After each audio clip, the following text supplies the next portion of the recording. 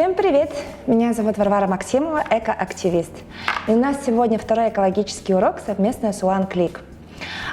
Экологический урок у нас очень интересный. Тема нашего сегодняшнего урока – это опасные отходы. Ребят, представьте себе, наши отходы не просто мусор, да, они еще бывают очень опасными.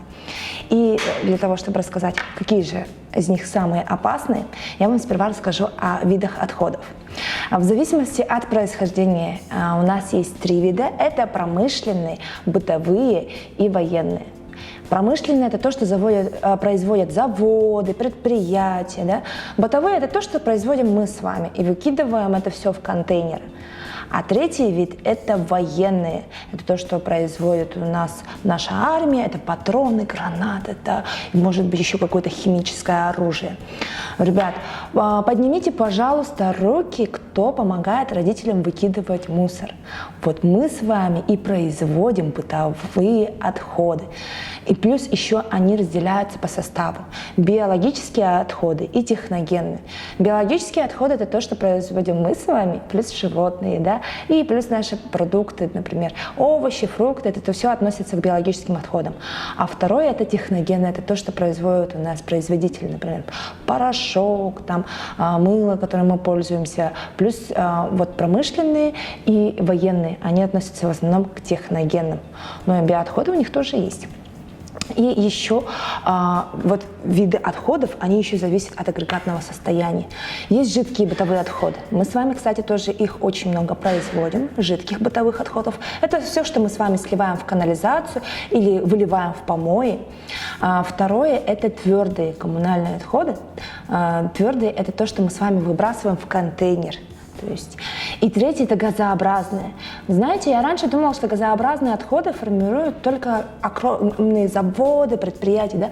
На самом деле мы с вами тоже производим наши машины, автомобиль, трактор, мотоцикл. Это все газообразные отходы, они выделяют. Мы с вами узнали, какие же виды отходов бывают, какого происхождения, агрегатного состояния. Да? И, ребят, сейчас я вам расскажу о 4 классах опасных отходов. В начальном классе, ребят, мы, наверное, все знаем, что с 1 по 4 класс это у нас начальный класс. А есть также классы отходов. И с 1 по 4 класс я думала, что опасные самые будут, чем старше класс, тем он опаснее. Но тут по-другому. Поднимите, пожалуйста, руки, у кого дома есть ртутный градусник. Учителя зафиксируем, потому что это чрезвычайно опасные отходы, и относятся они к 1 классу отходов. Ребят, если вы разобьете вдруг ртутный градусник, обязательно позовите взрослых, потому что это очень опасно моментально для вашего здоровья и вообще для природы. Почему они называются чрезвычайно опасные отходы? Да потому что они действуют мгновенно, они смертельно опасны и несут колоссальный вред как природе, но самое главное нам с вами. К этому относятся еще не только ртутный градусник, да, все, что содержит ртуть, оно опасно. Также лампы с гальваническими элементами. Раньше, кстати, очень было много ламп, в которых содержится ртуть. Манометры, барометры, вот такие сложные измерительные элементы, они содержат химические соединения и элементы, которые опасны для нас. И поэтому они называются чрезвычайно опасные отходы. 1 класс. Запомните, те, у кого градусник, не бойтесь. Пусть родители вас не ругают и не пугают тем, что вот, разобьешь градусник. Надо обязательно им сказать и правильно их утилизировать. И знаете, ребят, даже если у вас дома есть ртутный градусник или лампы, их нужно сдавать на утилизацию, чтобы их обеззаразили, чтобы они не приносили вреда ни вам, ни окружающей среде. 2 класс опасных отходов – это у нас с вами всем знакомые дома батарейки. Поднимите, пожалуйста, руки, у кого дома есть батарейки. Думаю, да, у всех у нас, да? Ребят, это у нас в пультах, еще аккумуляторы от машин. Ребят, это все высокоопасные отходы. 2 класс.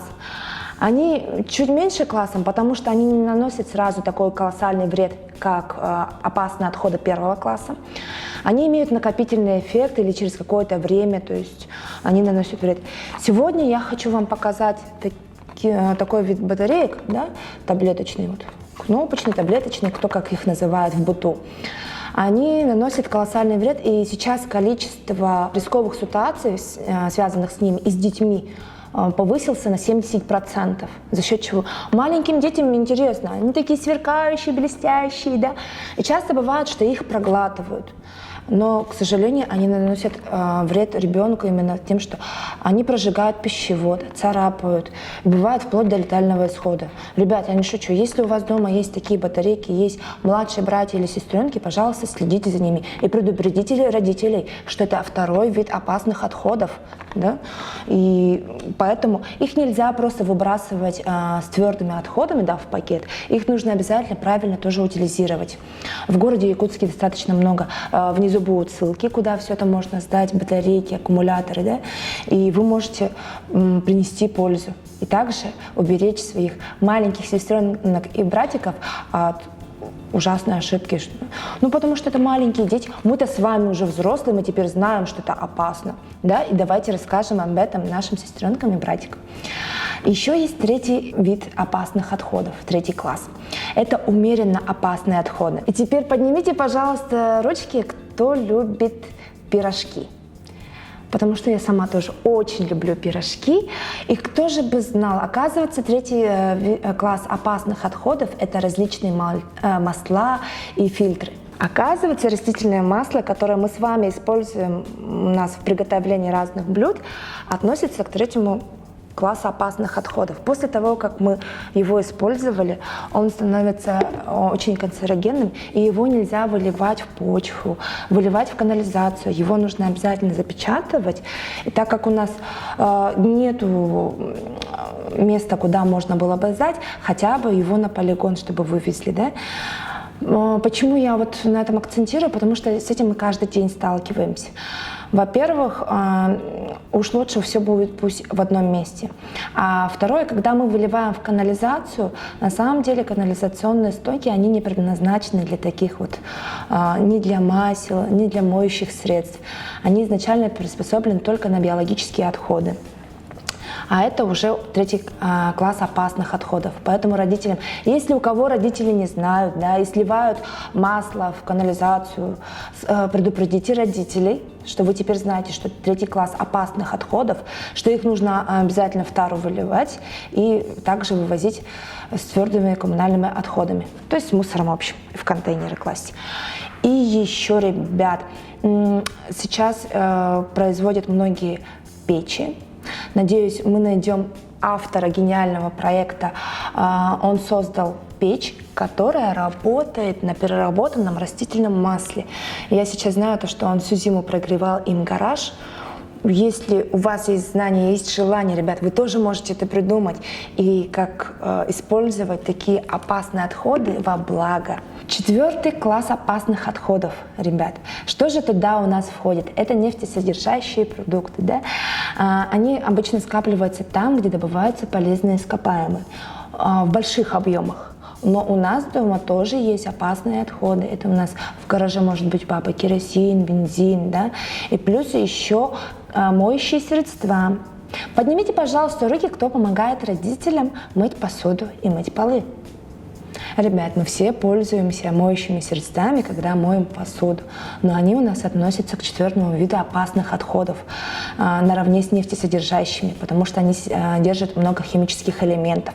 И также моющие средства для полов, многие вот хлорсодержащие, они тоже опасны, ребят, четвертый вид опасных отходов. С вами мы изучили сейчас 4 класса опасных. Это самые опасные, это ртуть-содержащие люминесцентные лампы. Второе, это у нас с вами батарейки, аккумуляторы. Третье у нас с вами масла и фильтры. Четвертое, это нефтесодержащие. Ребята, вот запомните, они опасны не только для окружающей среды, но они опасны для нас с вами, для нашей жизнедеятельности, и чтобы мы с вами были здоровы. И я предлагаю вам дома перечислить, взять листок бумаги и перечислить, что же у вас дома есть из этих опасных отходов. Прямо напишите первый столбик 1 класс, 2, 3, 4 класс и распишите, что вы дома у себя нашли. И нужно это будет сдать учительнице. Это ваше домашнее задание.